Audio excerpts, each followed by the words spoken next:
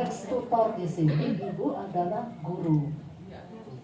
guru di satuan pendidikan yang juga menjadi tutor ya di SKB atau di PKBM. PKBM menyelenggarakan penyetaraan nggak ya?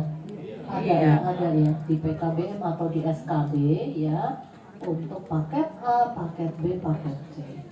Tapi mereka sebetulnya existingnya sebagai guru mapel sebenarnya ya seperti itu. Maka beliau-beliau itu bertindak sebutannya karena ini penyetaraan disebutlah sebagai tutor perannya ya. Jadi terhadap guru di satuan pendidikan yang juga merangkap sebagai tutor di SKB atau di PKBM itu diakui beban kerjanya mendapat ekivalensi berapa? Dua saya juga nggak hafal ini Mbak Dini. 1 jam tutor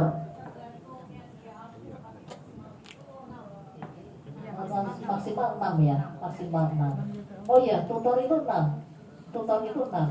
Jadi di sini Bapak Ibu ini kan ya tugas tambahan lain ya yang berkaitan dengan pendidikan ya. Nah itu juga sebagai tutor.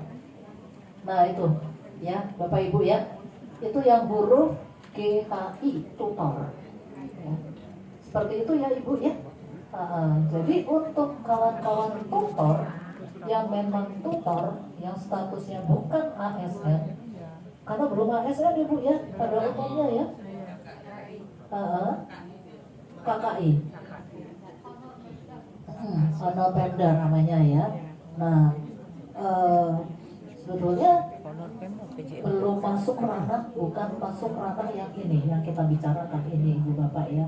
Yaitu mudah-mudahan nanti ada tahapan karena kita bicara beban kerja itu Bapak Ibu ya, sekali lagi konteksnya adalah ASN ya, bahwa non ASN penyelenggara penyelenggara pendidikan oleh masyarakat ya Mas Partono ya akan mengadopsi ketentuan ini boleh saja, tapi memang pemerintah menyediakan tunjangan profesinya belum ke sana ya Mas ya, karena ini masih berlaku untuk yang ASN. Seperti itu Ibu cukup menjawab ya.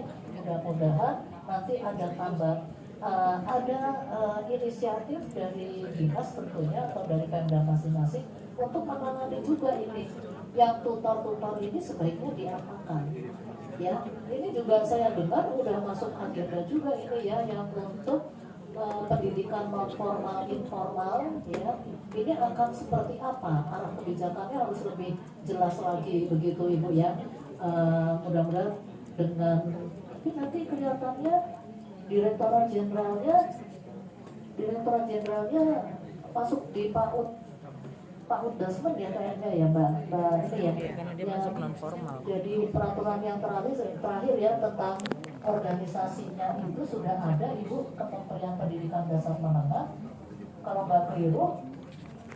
Penanganan non formal dan informal itu tetap ditangani di Direktorat Jenderal PAUD Dasmen ya, seperti itu Ibu. Mudah-mudahan nanti lebih jelas lagi gitu Bu ya untuk penanganan tenaga tutor, tenaga lapangan ya Bu ya, sebutan-sebutan yang memang bertugas di jalur pendidikan non formal dan juga informal seperti itu.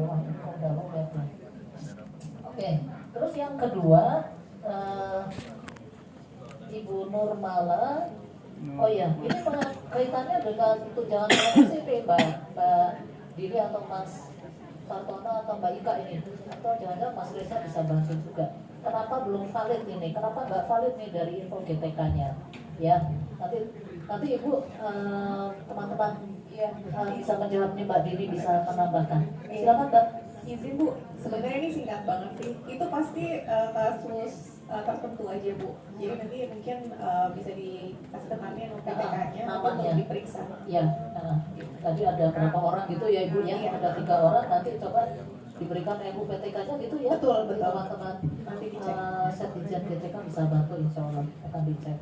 Nah, untuk guru agama PAI ini balik lagi nih Bu Bapak ya. Ini di dalam Permendikbud nomor 7 ini mengenai linearitas dan sertifikasi pendidik itu untuk guru-guru yang di bawah naungan pembinaan kementerian yang membidangi agama, artinya Kemenak ya, itu ditangani oleh Kemenak. Seperti itu Bapak Ibu ya. Jadi mengenai PAI nanti mestinya yang menjadi kewajiban penanganannya bagaimana pendidikan profesinya dan seterusnya ya, mengenai sertifikat profesinya dan seterusnya itu ditangani di Kemenak. Bukan begitu ya Mas Partono ya? Ya Pak Dini ya. Tapi ada situasi, ini saya juga mendengar dari kondisi lapangan, ada guru-guru PAI yang statusnya pegawai daerah Mbak, bukan pegawai Kemenak. Yang Ibu maksud itu kan? Ya, Mbak Dini bisa bantu. Yang statusnya menjadi pegawai daerah itu sebetulnya kewajibannya siapa? Kewajiban di Ditjen GTK untuk program sertifikasi profesinya atau bagaimana? Silakan Mbak ini. Mungkin ini yang saya tahu ya Bu ya. Sebenarnya kalau untuk agama memang tetap mengajunya ke Kemenang. Makanya sebenarnya kebijakan kami ke depan itu tapi memang ini masih kayak belum positif hukumnya gitu. Itu memang mau ditarik jadi satu pintu gitu, nggak ada lagi terbagi-bagi sebenarnya. Tapi ini berproses gitu. Semoga kalau misalnya ini memang disetujui kan sebenarnya lebih rapi gitu. Jadi semua yang keagamaan yang under Kemenang semua meskipun statusnya pegawai daerah ya. Iya nanti kayak ada penalihan gitu. Ya, oh gitu. Berarti semua guru agama yang menjadi pegawai daerah itu akan ditarik gitu ya, menjadi pegawai pusat. Betul, tapi ini masih di apa namanya belum hukum positif gitu. Iya, iya, sudah ada pembicaraan. Kurang lebihnya seperti itu Bapak Ibu. Karena sebetulnya ada 5 hal Bapak Ibunya yang tidak diotonomikan. Antara lain agama. Ya.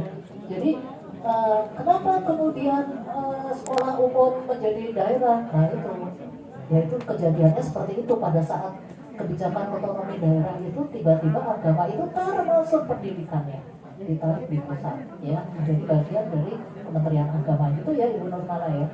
Oke, yang ketiga Pak Umariadi. Oke. Nanti Pak Umariadi nanti kita lihat coba ya.